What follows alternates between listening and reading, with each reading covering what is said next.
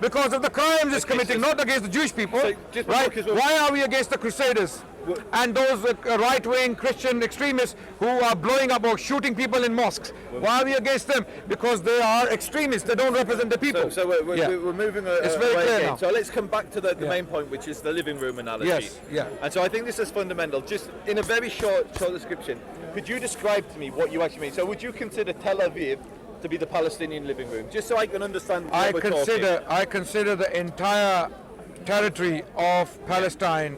Okay, perfect. It belongs to the Palestinians. Okay, so if the Jewish people want to live there, they have always lived there. We have no problem with them having swimming pools and their parties. No problem with their barbecues. We have no problem with that. So they can enjoy it. So they've enjoyed it under Islam. Adnan, your problem isn't Jews living in the region. We understand that. You're not a savage. You're not a brute. No, I have no problem. You're happy to live, and you're happy for Palestinians to live side by side with Jews. Absolutely, 100%. Your objection occupation. Is a Jewish state there. No. Oh, so you've got no problem with Israel as a Jewish state? No. Okay. Occupation. Okay. So occupation of Palestinian land. So this is what the Muslims have a problem just with. Just real simple definitions. Yeah. Is Tel Aviv occupation of Muslim land? I am saying whatever land, whether it's 1 inch or 1 million inches, I don't care. I need definition of your point. Whatever land the Zionist establishment has occupied forcefully from the Palestinians, whether it was done in the 40s or whether it was done today. Then you don't support a Jewish state there. Why do I need to support a state? I don't support the so-called Islamic State. I don't support ISIS. I believe they took Mosul by force and they were forcing the population into things. A minute ago he was saying the Muslim put someone on a jail. Look, wait. We as Muslims are consistent. Everyone calm down. It's a very respectful discussion. I really appreciate that Joseph is giving us his time. Yeah, we talked about it. Right. Why are we against ISIS? Why do I keep mentioning ISIS? Because they forcefully took land and Muslims didn't want them there. It's not about Israelis or the Jewish people. Some Zionists try to make it a Muslim-Jew problem. Yeah. It's not a Muslim-Jew problem. The problem is occupation. Why were the Muslims of Iraq, of northern Iraq, Mosul, against ISIS? Because their land was taken forcefully by this vicious, barbaric group. Right? Likewise, wherever occupation takes place, forcefully, whether it's done by Muslims, Jews or Christians, it is to be condemned. So this is what I'm trying to understand, Adnan, and it's really, really hard just to get a straight answer. An answer I understand, because in one breath you're saying that you're not opposed to the state of Israel existing. No, and then the other I am opposed to any occupation. So but then you're saying that the Jews being sovereign over Tel Aviv, you're considering I'll give you an example. You know the Zionists were offered Uganda. It was actually part of Kenya, but the Uganda plan. Zionists were offered Uganda as a state, as a home. If the people of Uganda were happy with that, they gave that land willingly, signed the treaty, right, with the Zionists and gave that land to them, I would have no problem, happily, no problem. But if they walked into it with guns and tanks, come on, that's an occupation. No human society, no civilized society in the world. With the greatest respect, Muslim armies, as you've admitted in conversations with us before, have marched from Arabia right the way to Western Sahara. Yeah, absolutely. And so you're right. And so you're right. And so, it was a state. It was territory taken by force, no doubt. But so why is that however, that was definitely an occupation. No doubt about that. Muslims did occupy land from northern China up to southern France. Definitely. What happened? The important point is, what was the aftermath? The aftermath was that the people of those lands, the people of those land wanted the Muslims to stay. I'll give you one example, because I can't give you all examples. Time is limited. Syria. When Muslims came to take the city of Damascus, we are told by Dionysius, a Greek historian, and by a Muslim historian called Qadi Abu Yusuf, the student of Imam Abu Hanifa rahmatullah. They both tell us that when Muslims came to Damascus, the first time the people of Damascus saw them, they thought these barbarians have come to eat us. They're going to kill us, they're going to savage us, right? They fought. But when Muslims had overtaken the city of Damascus, the people of Damascus realized, hold on, these people do look like barbarians, but they're actually not barbarians because they came from the desert.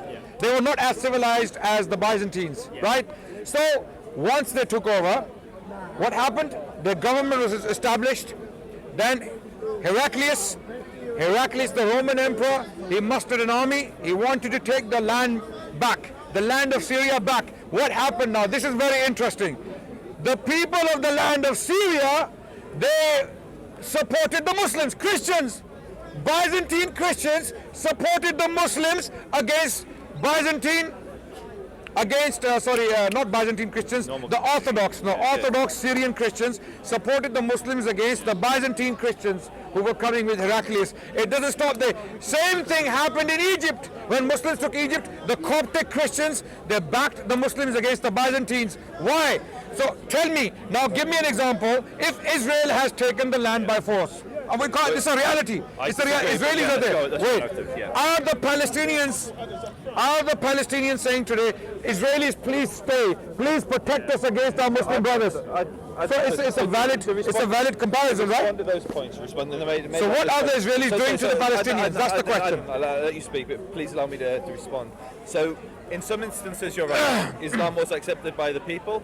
In other instances, the people spat Islam out. So an example would be Spain. Iberia, the Iberian Peninsula, all the way up to Vienna. Islam was rejected. No. Islam was accepted in drives.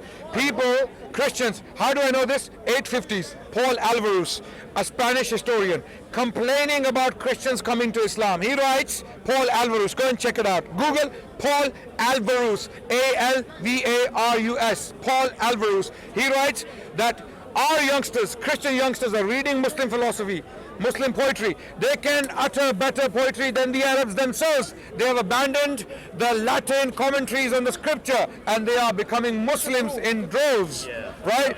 So Muslims, Spanish native Christians were coming in drives. Adnan, you have to let me speak. I respectfully listen. So you made a point, I was correcting it. No, but I didn't correct your point. So as much you said that I disagree with, so you at least allow me to finish what I'm saying, as I did with you.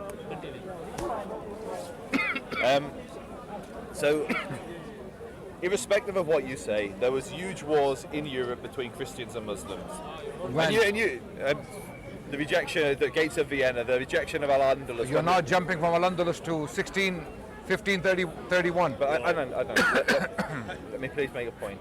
You're jumping centuries, not only centuries, millenniums. And that's fine, fine. Yeah. I'm at liberty to do that. Wars did happen, no problem. Yeah, you're right. Muslim empires did fight wars. Europe's the wrong word because you have nations like Albania, but Iberia is no longer Muslim. Yes, it's not.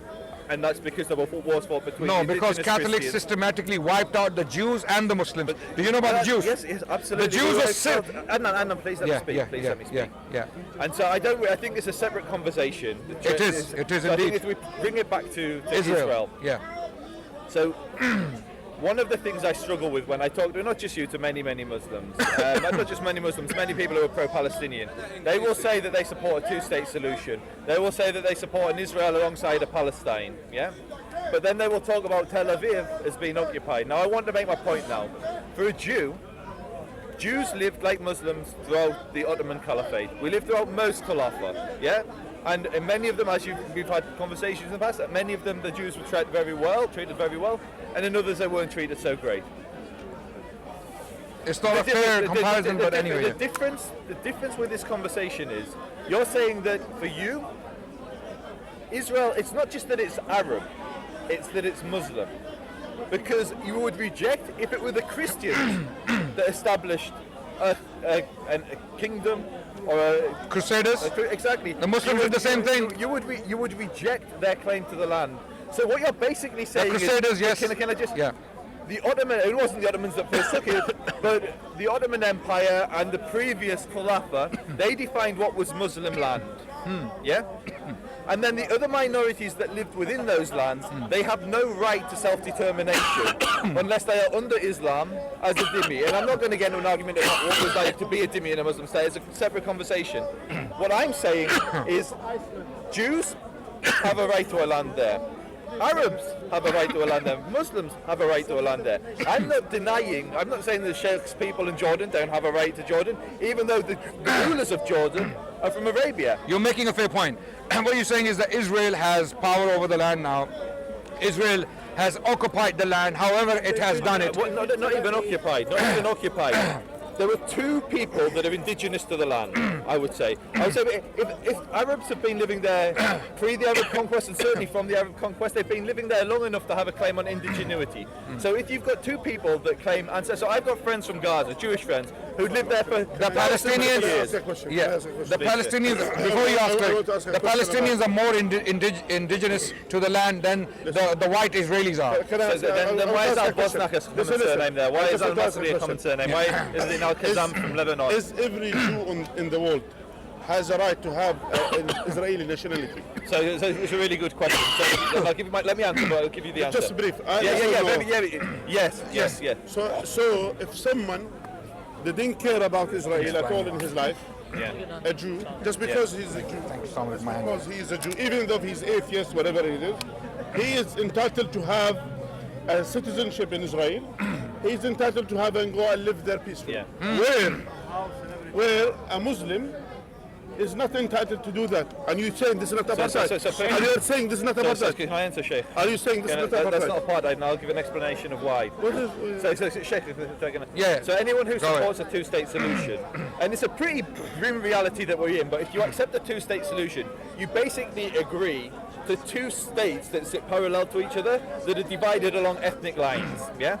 So an Arab majority state and a Jewish majority state. That's what all the Europeans who argue for a two-state solution, any of the liberals within the PA, the Palestinian Authority, that advocate for a two-state solution, they do so along ethnic lines. Now, if the Palestinian state was established, the Palestinians would have the right and should have the right to offer the right to return to all of the Palestinians that are in the Palestinian diaspora. So whether you're a Palestinian living in Kuwait or a Palestinian living in London, in a Palestinian state, you would have. That's a fair point. I'll tell you why it's a fair point. Because not all the Muslims can live in Israel. I know, and not all the Jews can live in Israel. The same thing. No. Jews are very few in numbers. I mean, they can all live in Israel, no doubt. The Jews are very few. 30 million Jewish people in the world. I don't know. They might have gone up to 40 now. Okay. Yeah, Muslims are 6 billion. Sorry, not 6 billion. 2 billion. 2 billion. Okay, so we can't possibly. Time though. So the point, coming back to the issue is not the Jewish people. The issue is not the Muslim people. The issue is occupation. And we as Muslims have a consistent approach.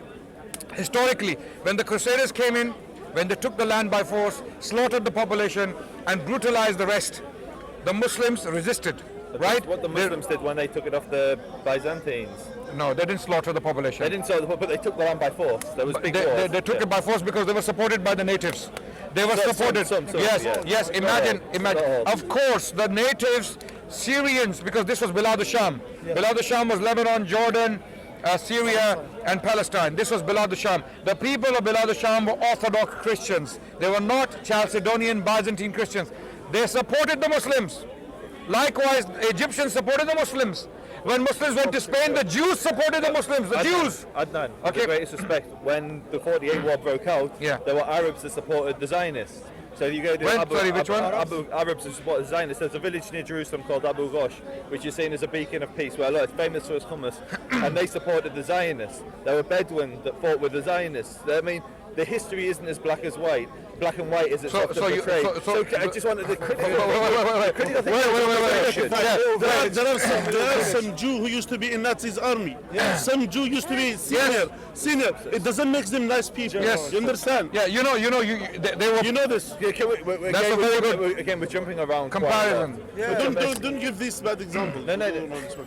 But that's what Adnan's give representative history. Give a representative example. I think something that represents our history. So I just think that there's a fundamental point here that we're dancing around. Yeah, which is what? Occupation. Yes. We keep using this language. Yeah, occupation. Yeah. And so a brutal occupation. No. Yeah. So in 1948, Israel didn't invade its neighbours. No.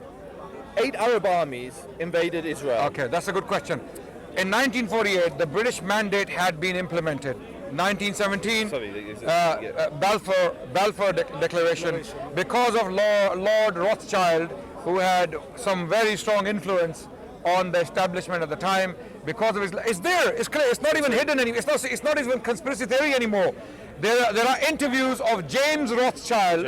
Jacob Rothschild, who was recently interviewed. You've seen the interview? Yeah. When he said, my grandfather, proudly, he created the state of Israel. And then he has the declaration there as well in glass in his palace. So the point is, Rishi, how the land was occupied against the wishes of the people. The British had no authority to give that land to the Zionists. The British didn't give the land. The British abstained from the. What is the British mandate? So, okay, so you're confusing your history. No. Don't shout down my ear. I'm really, really respectful. Let him disagree, yes. No, so you're conflating the British, the Balfour Declaration, the British mandate, and the Declaration of Independence, or the UN partition, followed by the Declaration of Independence. So 1917, one of the Rothschild branches of the Rothschilds were a fragmented family. Some were for the Jewish state, some were against it. No, the important ones, the bankers. They were all bankers. They're the ones they were all bankers. Yeah. There were famous bankers who just wanted to assimilate and didn't want a Jewish state and thought the safest thing for the Jews would be if they just basically It was became James Christians. Rothschild, right? Jacob. Jacob was the grandfather. Who is alive now? What's his name? The one who's alive now, who was interviewed. Evelyn the Rothschild. No. This is a recent interview of one of the Rothschild. I don't know if his name is James or recent. The one who's alive now. Evelyn the Rothschild. Yeah. He was interviewed and he clearly. But the one you're talking about, the one who was alive at the time of the Balfour Declaration. So let me see. I think it's Evelyn. Yeah, that's okay. But all I'm trying to say, Adnan, is you're conflating different points in history. So, which I may occasionally do with Muslim history because it's not my speciality. This is my area. So 1917 was the British mandate. The Balfour Declaration. The Balfour Declaration was the British government saying they supported the establishment of a Jewish national home. Why? In that region. Can I just make let me in that region? You fast forward to the British mandate of Palestine. The mandate was given to the British on the condition they fulfill the Balfour Declaration. Where there was previously Ottoman controlled land, with the collapse of the Ottoman Empire, there was a belief that the indigenous peoples of those lands should ultimately be given sovereignty, and the mandates were temporarily awarded. Who gave the right to the British? Can I just finish my point, Adnan? To facilitate the establishment of the indigenous peoples within those lands. Okay, I have a question. Then let me just get to the history, then you can ask your question. Previously, when empires went to war, they would conquer the land and declare it their territory. So Britain would conquer Scotland, and Scotland would become part of Britain. Islam different caliphates would expand their borders, and those lands would become part of the caliphate. With Israel, it was slightly. With the British Empire, it was different. What the British did at that point, and it wasn't just the British, it was the French as well. They took temporary stewardship of the land on the condition. This was at 1920.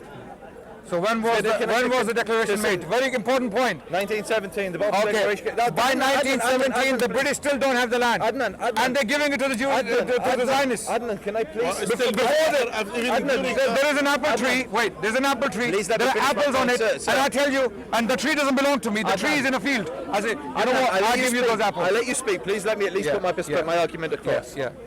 And so, in they were awarded a temporary mandate on the condition they create a national home for the Jewish people there. That region at that time was Transjordan, Israel, the West Bank and Gaza. That was the British mandate of Palestine. Yes.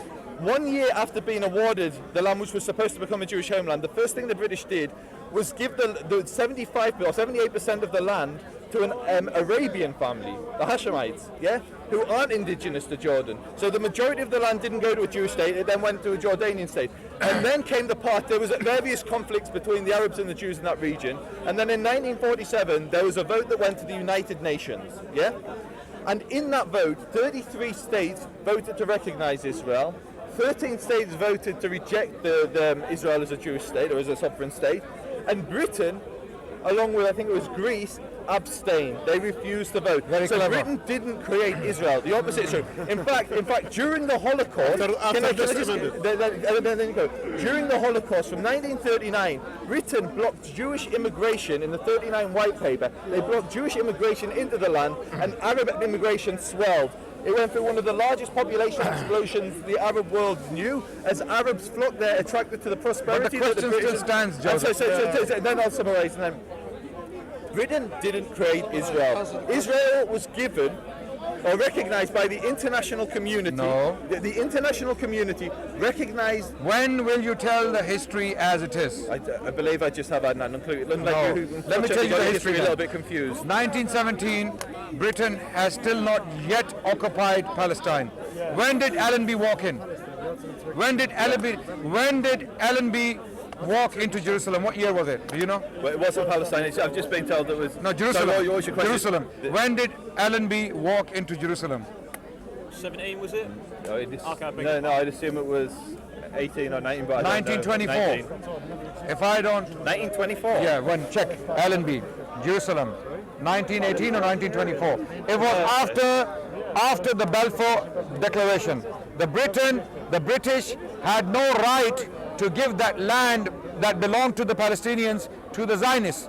They had no right to do that. They had no occupation of it, they had no ownership of it, and they gave it. So when did Allenby enter Jerusalem? 1917.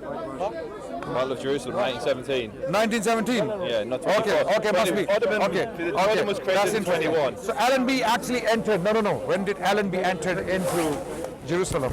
That's the point. Yeah, 1917. No, it doesn't. Wait. Look, there you go. Edmund Allenby, commander and leader. It's an inconsequential point of the argument. So Yeah. So the British had already agreed with the Zionist establishment that the land of Palestine will be given to them. You gave an example of the Hashemite family. Yeah. You see, the Hashemite family was given the kingship of Iraq and Jordan, not the land. You understand? You have to understand. The Hashemites were not moved from Mecca and put in Jordan Wadi Rum and told the Bedouins to get lost. No. None of the land of the Jordanian people was taken away from them. Right? Likewise in Iraq, the land was not occupied from the Iraqi people. In this case, the land was given to the Zionists. The land that didn't belong to the Zionists. Jordan didn't exist pre-19. I agree. We agree. Yeah, we didn't. Yes. What's your problem? The land was not. Any Jew that was living in British Mandated Palestine, Yes. they would have considered themselves. They would have supported Israel. The early Arabs, back in 1917, all the way through to pretty much 48, Palestine was seen as a word that the Zionists used. Yeah? So Palestine was seen as a Zionist word. The Palestinians have got the identity. Who said it was same? Yeah, 1917. In 1916, when the Arab Revolution against the Ottomans, against the oppression of the Ottoman, to remove the Ottomans, not to bring back Zionists. You understand? So they were demanding the Arabs who came from Palestine and from Jordan, from Syria and all this, from all these areas, and they supported the Arab Revolution against the Ottomans because of the oppression of the Ottomans, not to bring another apartheid state. You understand? So they were fighting the Ottomans to have their land back from the Ottomans, to remove the oppression from the Ottomans. So as soon as they have done this, they were misled by the British, and then later on, because the British they have the upper hand now, they didn't use they don't need the Bedouin anymore, and they have the weapon and all of these things. They just occupy the land, and occupied the land? British, okay. yeah. And after that, and then they divide the things the way that they think, and then they give it. No. They were terrorized into it. The British were actually terrorized into it. There were Zionist terrorists who were blowing up British establishment, places. Who? You know Haganah, right? You know Haganah. What was Haganah? The Haganah was What was it? It was a Jewish defense force. It was a terrorist organization that Jewish defense force. The Haganah wasn't. The Stern gang. You're was. missing- yeah. He was. Okay, so who was You're confusing it. who was the first prime minister? Sorry, David Ben Gurion. Okay, Ben Gurion was a member of a member. Okay, Diego. He wasn't a terrorist. okay. Haganah never did bombings. Haganah never did bombings. He condemned Lehi. He condemned Erdogan. Okay, let me check. There was division. The only within people that the Jewish Haganah bombed were themselves. They bombed the Irgun So Haganah did bomb. on the Sea of Tel Aviv. Did the bomb? It was the Irgun. The Irgun bombed the King David Hotel. That's what you think. Yes. Yeah, it was the Irgun. Not Ben Gurion. Ben Gurion condemned. Ben Gurion condemned it. King David Hotel bombing. Who did it? We just They told were you it's good. not the Haganah. It was the Stern gang. They were good. Okay, let's see. King David Hotel bombing was a terrorist attack carried out on Monday, the 22nd of July 1946 by the militant right-wing Zionist underground organization, the Irgun, on the British administrative headquarters for Palestine, which was housed in the southern wing. Okay, so what was Haganah? Haganah was the name of the political movement, which then became the Haganah Israel, the first army, the first fighting force. But they were against Menachem Begin, against other guys called Isaac Stern, who was the leader of the Stern gang, who were the terrorists. So it became the core of Israeli defense force, right? Correct. Right. So they never conducted Never did, bombings. never did, Okay. not once. So Ben Gurion was not involved in any of these bombings. No, you're was against confusing it. him with Menachem Begin. Okay. You're Okay. confusing him with Okay. I'll go and check on this. I'll go and check on this because Okay, what but I've just been. to come back to the key point, which yeah. is really, really crucial Yeah. here. Okay. Any Jew that was living in this